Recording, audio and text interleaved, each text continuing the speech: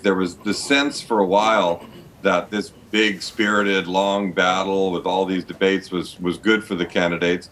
It strengthens them. It makes them more fit, whoever the nominee is or will be, to go up against Obama. But one of the things we've really seen in the last week or so is the struggle that Romney, in particular, Mitt Romney, has had to distinguish himself, sort of prove his bona fides among conservatives.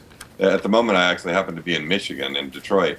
And, here he's really gone after the auto unions, unions in general, in a way that has stirred a lot of angst in Republican circles here, because this is a very working class state. Even a lot of the union people vote Republican.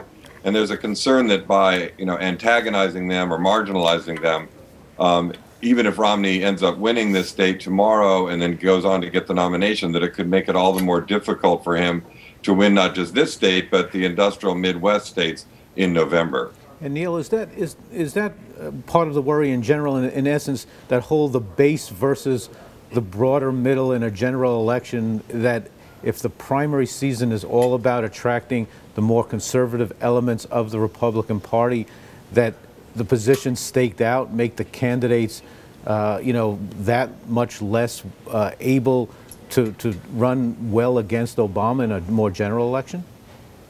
Yeah, I mean, it's a standard trope of politics that you run to your right or your left, depending on your party during the primary, and then you tack to the center during the general election. But what's really unusual about this cycle is that not only is it long and competitive and likely to stay, competitive for several weeks and possibly even into June, but it's also forcing the candidates to tack much more to the right than would normally be the case. I mean, people look at the Obama-Hillary Clinton race of 2008, but if you remember back to that period, there were certain clans of supporters that went with either candidate, but they weren't really trying to kind of out-liberal one another to win support. And there wasn't really the same kind of concern about whether they were taking on positions that would really weigh them down potentially in November. Neil, it strikes me that a lot of the candidates are really hitting on social issues going into these and kind of battling each other on that, rather than really hitting the economy and jobs, which really seem to be what President Obama would be weakest on if, in challenging him. And they're, as you said, taking these very strong positions on the social issues. Mitt Romney's been criticized on attacking some of the unions. Rick Santorum has been criticized for taking very strong stance on some social issues. Are they just going too far that they're not going to be able to tack back, as you were saying?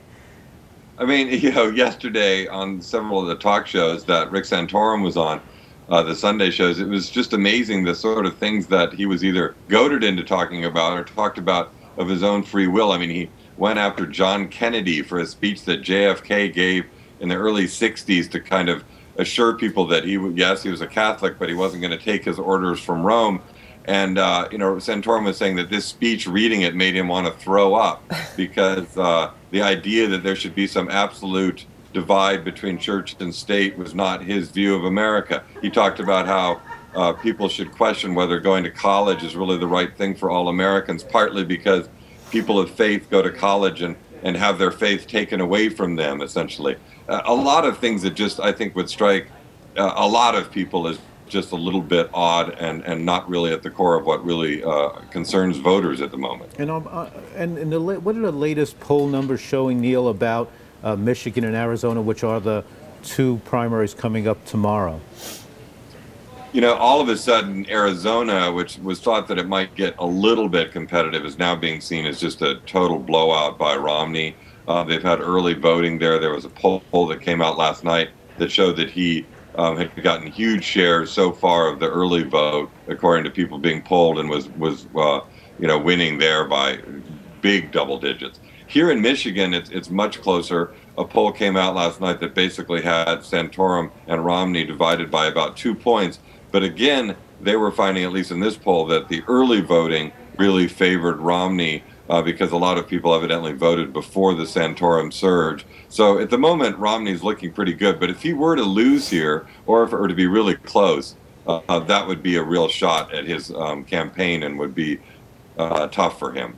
We're looking there quickly at the delegate counts. And real quickly, Neil, before we let you go, what is the chance that there will be a fresh face coming in at the convention? I know that over the weekend, Governor Paul LePage from Maine has suggested that these candidates are too beat up to really take on Barack Obama and that they should introduce someone new. Any chance that will happen?